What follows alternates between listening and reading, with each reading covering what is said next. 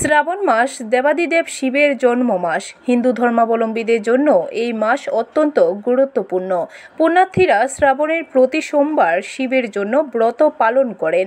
সাধারণত মাসভর চলে নানা ধর্মীয় রীতি পালন। মন্দির তো বটেই, বাড়িতেও পুজো হয় মহাদেবের। সোমবার শিবের মাথায় জল ঢালতে শিব ভক্তরা সামিল হন। এই দিন শিব ভক্তরা রাজধানী আগরতলা শহরের বিভিন্ন শিব মন্দিরগুলিতে ভিড় জমান শিবের মাথায় জল ঢালতে। শিবের মাথায় জল ঢেলে ভক্তি ভরে পরিবারের মঙ্গল কামনায় প্রার্থনা করেন সকল ভক্তরা।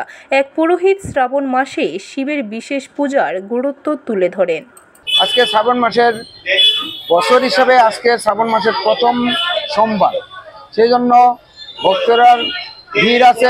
সকালবেলা থেকে মন্দিরে তাদের ঠাকুরকে বিভিন্ন জায়গার থেকে জল এনে ঠাকুরকে জল অভিষেক করছে।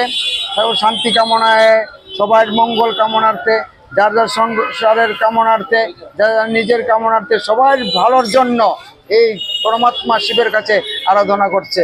ব্যুরো রিপোর্ট, খবর ত্রিপুরা।